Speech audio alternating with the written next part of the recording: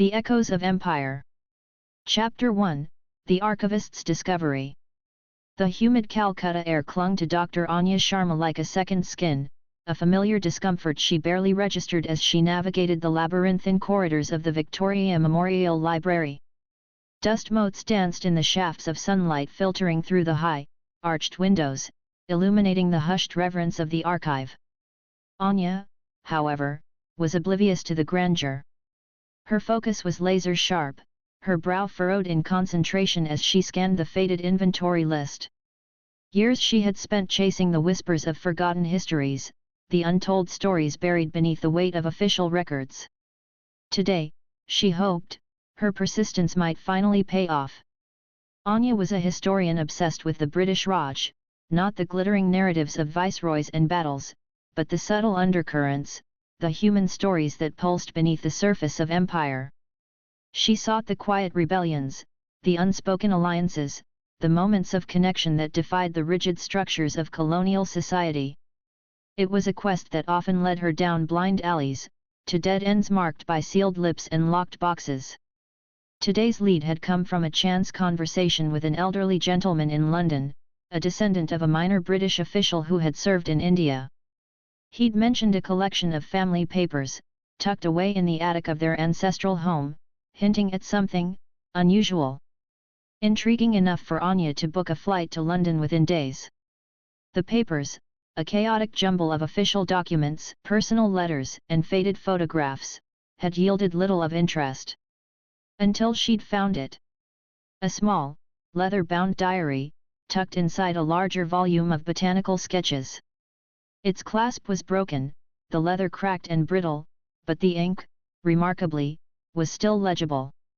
And with it, a bundle of letters, tied with a faded silk ribbon. The diary, she discovered, belonged to a Captain Thomas Ashton, a young officer in the British East India Company, stationed in India in the mid-19th century. The letters, addressed to him, were unsigned, but the elegant script and the flowery prose suggested a refined hand. A woman's hand. Anya's fingers trembled slightly as she carefully opened the diary. The first entry, dated 1852, described the stifling heat, the alien landscape, and the overwhelming sense of being an outsider in a land of vibrant colors and ancient customs. But it was the last line that caught her attention, met her today. A vision in saffron silk. My world feels irrevocably changed. Anya's heart quickened. Who was her? And what was it about this encounter that resonated so deeply with the young officer? The letters, she realized, might hold the key. Untying the ribbon with infinite care, she unfolded the first letter. The script was even more beautiful up close, the words carefully chosen, imbued with a delicate grace. It began simply, "My dearest Thomas." Anya's breath hitched. This was it. A glimpse into a hidden world, a secret romance blossoming amidst the rigid confines of the British Raj. She felt a thrill course through her, the excitement of an explorer stumbling upon a lost city. This was more than just history, it was a story waiting to be told. A story that whispered of love, duty, and the echoes of empire. A story that Anya, she knew, was destined to uncover. Chapter 2, Whispers of the Past. The letters unfolded a world both familiar and alien to Anya. Thomas Ashton's diary entries painted a vivid picture of life in British India, the stifling formality of colonial society, the simmering tensions beneath the veneer of order, the constant awareness of being an outsider in a land both alluring and bewildering. But it was the letters, with their intimate glimpses into his heart, that truly captivated Anya. Through his words, Captain Ashton came alive. He was a man of contradictions, a product of his time, yet with a sensitivity that defied the stereotypical image of the stiff upper-lipped British officer. He wrote of his fascination with India's ancient culture, his admiration for its people, and his growing unease with the role he was expected to play in the machinery of empire. And then, there was her. The letters never explicitly named her, but Thomas's veiled references, his poetic descriptions, and the sheer intensity of his emotions left no doubt about her identity. She was a princess, Indira, of a small but influential princely state nestled in the foothills of the Himalayas. Their meetings, carefully orchestrated and shrouded in secrecy, took place in secluded gardens, moonlit balconies, and hidden corners of bustling marketplaces. Anya pieced together their story like a detective, cross-referencing Thomas's diary entries with the letters, filling in the gaps with her own knowledge of the period. She learned of Indira's intelligence, her wit, her passion for poetry and philosophy, and her quiet defiance of the restrictions placed upon her as a woman of royal blood.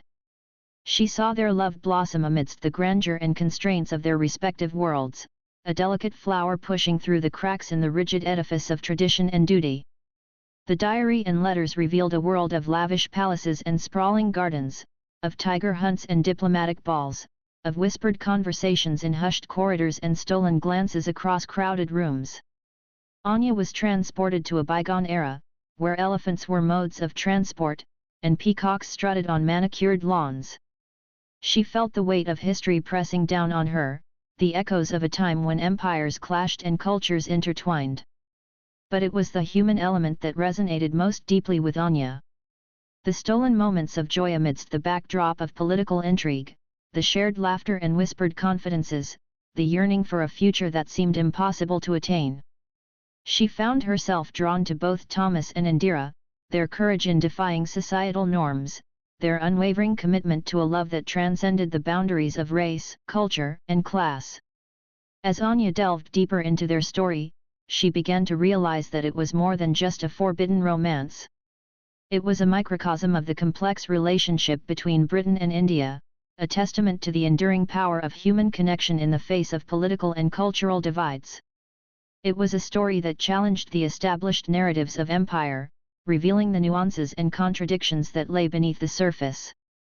With each passing day, Anya's fascination grew. She felt a kinship with these long-dead lovers, a sense of shared purpose in bringing their story to light. She knew that their love, hidden for so long in the dusty archives, deserved to be remembered, not just as a footnote in the annals of history, but as a testament to the enduring power of the human spirit. Chapter 3, A Budding Affection. The initial attraction between Thomas and Indira, evident in the early letters and diary entries, was a subtle dance of curiosity and admiration. Thomas, fresh off the boat from England, was captivated by Indira's exotic beauty, her grace, and her intelligence.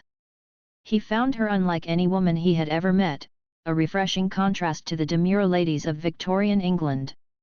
Indira, in turn, was intrigued by Thomas's quiet intensity, his obvious fascination with her culture, and his willingness to look beyond the stereotypes that often defined the British view of India.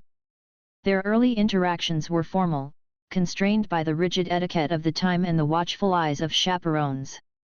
Yet, beneath the surface, a connection was forming. They found common ground in their shared love of literature, their passion for intellectual debate, and their appreciation for the natural beauty that surrounded them. Thomas, eager to learn about India, found a willing tutor in Indira, who was well versed in the history, philosophy, and art of her land. Their conversations ranged from poetry to politics, from religion to the latest gossip from London.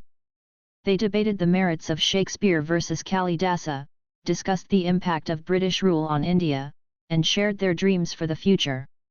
Thomas, increasingly disillusioned with the arrogance and hypocrisy of many of his fellow countrymen, found solace in Indira's understanding and her nuanced perspective on the complexities of the Raj. As their friendship deepened, so did their affection. Stolen glances across crowded ballrooms, brief encounters in palace gardens, and carefully worded letters became the lifelines of their burgeoning romance. They created a world of their own, a secret haven where they could be themselves, free from the constraints of their respective societies. Anya, reading their words, felt a pang of empathy for their predicament. She understood the thrill of forbidden love, the excitement of defying societal norms, and the yearning for a connection that transcended the boundaries of culture and class. She also recognized the fragility of their situation, the ever-present danger of discovery, and the potential consequences of their actions. The letters and diary entries revealed a growing awareness of the risks they were taking. Thomas wrote of his fear of jeopardizing his career, of being ostracized by his fellow officers, and of bringing shame upon his family. Indira expressed her concerns about the potential scandal, the damage it could do to her reputation, and the repercussions for her family and her kingdom. Yet, despite the dangers, their love continued to grow. They found strength in each other, a shared defiance of the forces that sought to keep them apart. Their love became a symbol of hope, a testament to the possibility of connection and understanding in a world divided by empire and prejudice. Anya, captivated by their story, felt a growing sense of urgency. She knew that their time together was limited, that the forces of history were conspiring against them. She had to find out what happened to them, to uncover the fate of their forbidden love. The next chapter, she knew, would hold the answers. Chapter 4, Forbidden Love. The stolen moments became bolder, the whispered words more passionate. Thomas and Indira, defying the invisible walls that separated them, found ways to nurture their forbidden love. Disguises were donned, secret rendezvous arranged, and coded messages exchanged through trusted servants. Their clandestine meetings were a thrilling defiance of societal expectations, a testament to the power of love to overcome even the most formidable obstacles. One moonlit night, under the fragrant canopy of a jasmine bower in the palace gardens, their carefully guarded affection blossomed into something deeper. Anya, reading Thomas's diary entry for that night, felt her cheeks flush. His words, usually so measured and controlled, were raw with emotion, painting a vivid picture of their first kiss, the hesitant touch, the sudden surge of desire, the realization that their connection transcended the physical. Indira, too, confided her feelings in a letter penned the following day. Her words, though veiled in the poetic language of her time, spoke of a love that was both exhilarating and terrifying, a force that threatened to consume her yet gave her a sense of purpose she had never known before. She wrote of the conflict between her heart and her duty, the yearning for a life beyond the gilded cage of her royal existence. Their love affair became a delicate dance between passion and prudence. They met in hidden corners of the palace, in secluded groves outside the city walls, and even, on one daring occasion, in a disguised carriage amidst the bustling crowds of a local festival. Each encounter was fraught with risk, yet the thrill of being together, of defying the conventions that sought to keep them apart, fueled their desire. Their love was not just a physical attraction, but a meeting of minds and souls. They shared their hopes, their fears, and their dreams for a future that seemed increasingly impossible. Thomas, disillusioned with the brutality and hypocrisy of the empire, found solace in Indira's wisdom and compassion. Indira, yearning for a life beyond the confines of her royal duties, saw in Thomas a kindred spirit, a man who understood her desire for freedom and intellectual companionship. But their secret could not remain hidden forever. Whispers began to circulate in the British cantonment and the Indian court. Jealous rivals and disapproving elders watched their every move, eager to expose their forbidden romance. The danger was palpable, the threat of discovery hanging over them like a sword of Damocles. Anya, turning the fragile pages of the diary and letters, felt a growing sense of foreboding. She knew that their love was a fragile flame in a world of storms, threatened by the forces of tradition, prejudice, and political intrigue. The next chapter, she feared, would bring heartbreak and loss. Chapter 5, Shadows of Empire. The idyllic world that Thomas and Indira had created for themselves began to crumble under the weight of external pressures. The simmering tensions between the British and the Indian populace, always present beneath the surface, erupted into sporadic acts of rebellion and violent crackdowns. The political climate grew increasingly volatile, casting a long shadow over their forbidden love. Thomas, caught between his duty to the empire and his love for Indira, found himself increasingly torn. He witnessed firsthand the brutality of the colonial regime, the casual racism of his fellow officers, and the growing resentment among the Indian people. His conscience was troubled, his loyalty to the crown shaken by the injustice he saw around him. Indira, too, felt the pressure. Her family, aware of the rumors swirling around her and the British officer, urged her to distance herself from Thomas. They reminded her of her duty to her kingdom, her obligation to marry a man of her own rank and secure a politically advantageous alliance. The weight of tradition and the expectations of her royal lineage bore down on her, threatening to suffocate her dreams of love and freedom. The antagonists in their story emerged from the shadows.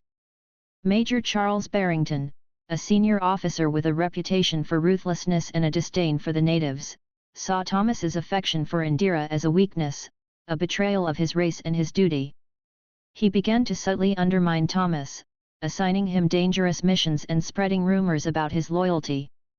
On the Indian side, the Raja of a neighbouring kingdom, envious of Indira's family's influence and eager to expand his own territory, saw an opportunity to exploit the situation. He began to court Indira's father, offering a lucrative alliance and hinting at the scandal that could erupt if Indira's relationship with Thomas was exposed. As the political machinations intensified, Thomas and Indira found their secret meetings increasingly difficult to arrange. Their stolen moments were now punctuated by fear and anxiety, the joy of being together overshadowed by the constant threat of discovery.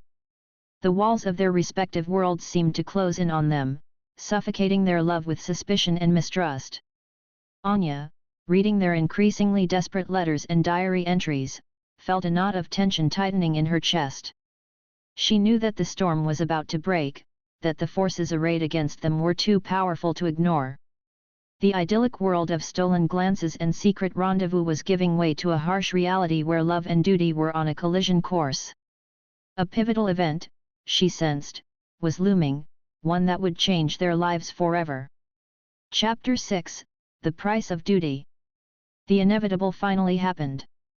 A skirmish erupted on the border between Indira's kingdom and the neighbouring territory ruled by the ambitious Raja. Fueled by the Raja's machinations and simmering local tensions, the conflict escalated quickly, threatening to engulf the entire region in flames. Thomas, caught in the crossfire, was ordered to lead a detachment of troops to quell the unrest. He found himself facing a moral dilemma: obey his orders and risk harming the people of Indira's kingdom, or defy his superiors and risk his career, possibly even his life. His love for Indira clashed violently with his sense of duty, leaving him tormented and uncertain. Indira, meanwhile, was trapped in her own gilded cage. Her father, pressured by the Raja and fearing the potential scandal that could erupt if her relationship with Thomas was exposed, decided to hasten her marriage to a suitable prince from a distant kingdom. She was given an ultimatum: sever all ties with Thomas and agree to the arranged marriage, or face the consequences of her defiance. The lovers found themselves at a crossroads, their paths diverging under the immense pressure of political expediency and societal expectations. Thomas, torn between his love for Indira and his loyalty to the empire, chose duty. He led his troops into battle, his heart heavy with the knowledge that he might be fighting against the very people he had come to respect and admire. Indira, faced with the prospect of losing Thomas forever and being forced into a loveless marriage, made a different choice. She chose love. In a daring act of defiance, she fled the palace, seeking refuge in a remote mountain village, hoping to escape the clutches of her family and the machinations of the Raja. Their choices had profound consequences. Thomas, though successful in quelling the rebellion, returned a changed man. The violence he had witnessed, the knowledge that he had fought against the people he cared for, left him disillusioned and scarred. He realized the true cost of empire, the human price paid for the pursuit of power and glory. Indira, though free from the confines of her palace, was now a fugitive, hunted by her own family and the Raja's forces. She lived in constant fear, her dreams of a life with Thomas shattered by the harsh realities of her situation. Anya, reading their anguished letters and diary entries, felt the weight of their sacrifice. She understood the impossible choices they had faced, the agonizing decisions that had torn them apart. Their love, once a beacon of hope, was now a source of pain and regret. The echoes of their heartbreak resonated through time, a poignant reminder of the human cost of empire. Chapter 7, Separation and Heartbreak. The separation was agonizing. Thomas, haunted by the ghosts of the battlefield and the knowledge that he had betrayed Indira's trust, threw himself into his work, seeking solace in the routine of military life. But the letters kept arriving, smuggled to him through a network of sympathetic servants and traitors. Indira's words, filled with longing and despair, were both a torment and a lifeline, a constant reminder of what he had lost. He wrote back, pouring out his heart in letters filled with regret and remorse. He confessed his role in quelling the rebellion, his anguish at being forced to choose duty over love. He begged for her forgiveness, promising to find a way to be together, even if it meant sacrificing his career and his place in society. Indira, hiding in the remote mountain village, clung to his letters like a drowning woman to a raft. They were her only connection to the world she had left behind, her only source of hope in the darkness that enveloped her. She wrote back, sharing her fears, her loneliness, and her unwavering love for him. She urged him to be patient, to trust that fate would find a way to reunite them. But fate, it seemed, had other plans. The Raja, enraged by Indira's defiance and determined to punish her family, launched a full-scale invasion of her kingdom. The war that followed was brutal and devastating, leaving a trail of death and destruction in its wake. Indira's family, caught in the crossfire, was forced to flee their palace, seeking refuge in British territory. Thomas, hearing of the war and fearing for Indira's safety, requested a transfer to the region, hoping to find her and protect her. But his request was denied. His superiors, suspicious of his loyalty and wary of his connection to Indira, saw him as a liability. He was reassigned to a remote outpost in the north, far from the conflict and even further from Indira. The letters became less frequent, the words more strained. The distance between them, both physical and emotional, grew wider with each passing day. The hope that had sustained them began to dwindle, replaced by a sense of resignation and despair. Anya, reading their final letters, felt a profound sadness. She witnessed the slow disintegration of their love, the gradual erosion of hope under the relentless pressure of circumstance and fate. Their words, once filled with passion and longing, now spoke of acceptance and resignation. They had come to realize that their love, once a burning flame, was now a flickering ember, destined to be extinguished by the winds of war and the weight of their respective duties. Chapter 8, Echoes Through Time. Back in the hushed confines of the Victoria Memorial Library, Anya felt a profound connection to the story unfolding before her. The faded ink on the brittle pages spoke not just of a bygone era, but of universal emotions that transcended time and culture. She felt the lovers' joy, their despair, their yearning, as if they were her own. She had spent weeks poring over the letters and diaries, meticulously piecing together the fragments of their lives. She had scoured historical records, cross-referencing events and dates, confirming the details of the war, the political intrigues, and the social constraints that had shaped their destinies. She had even tracked down descendants of both Thomas and Indira, gathering further pieces of the puzzle, confirming the existence of a child born of their love, a child who had been spirited away to England and raised in secrecy.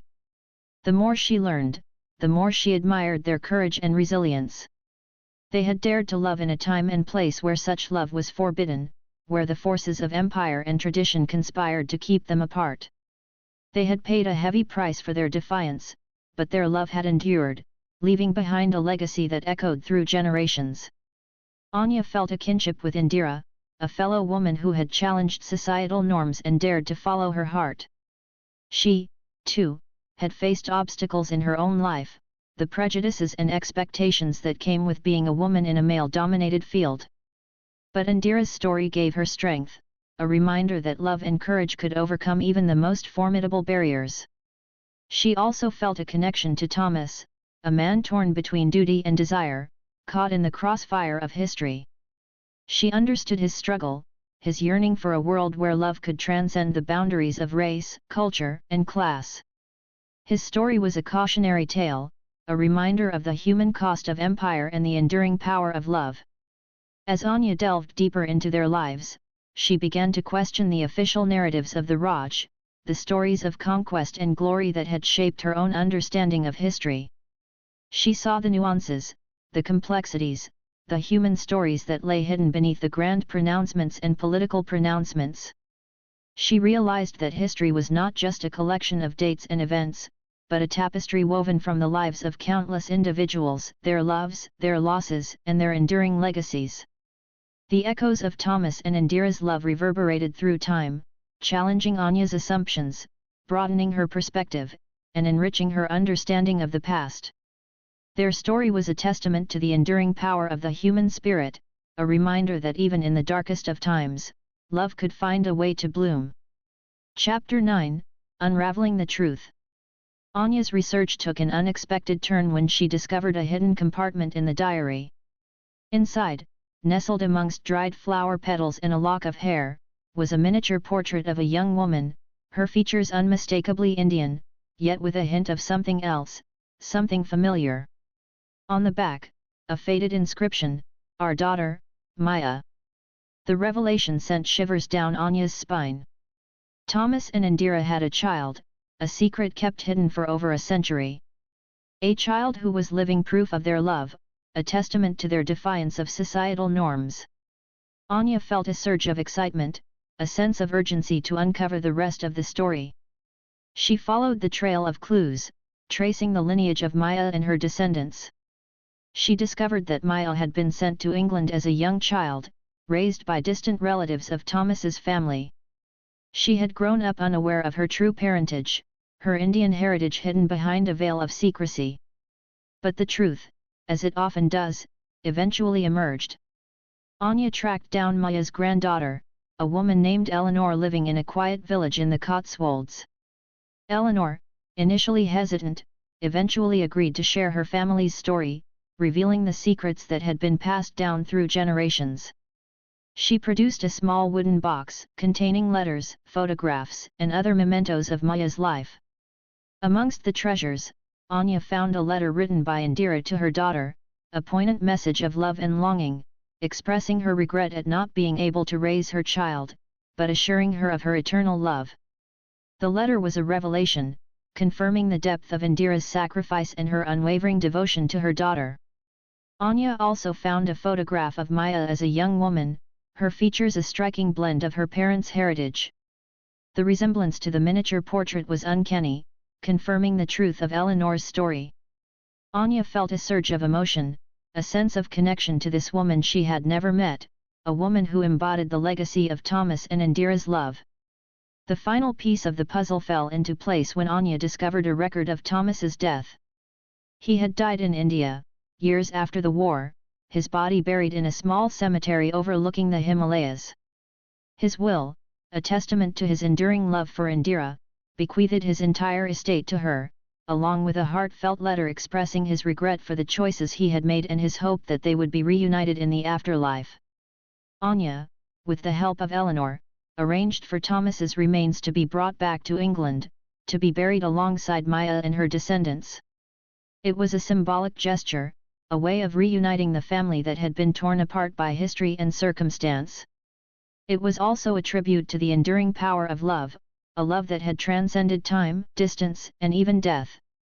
Chapter 10, Legacy of Love. The story of Thomas and Indira, once hidden in the dusty archives, was now brought to light.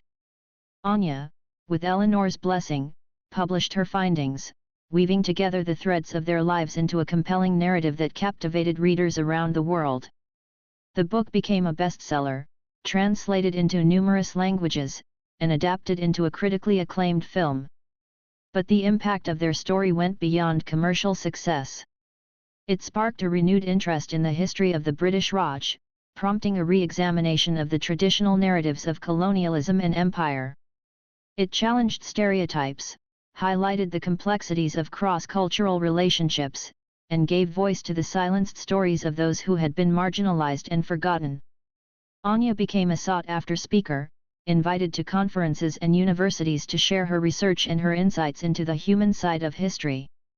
She used her platform to advocate for greater understanding and empathy, emphasizing the importance of recognizing the shared humanity that connects us all, regardless of race, culture, or nationality.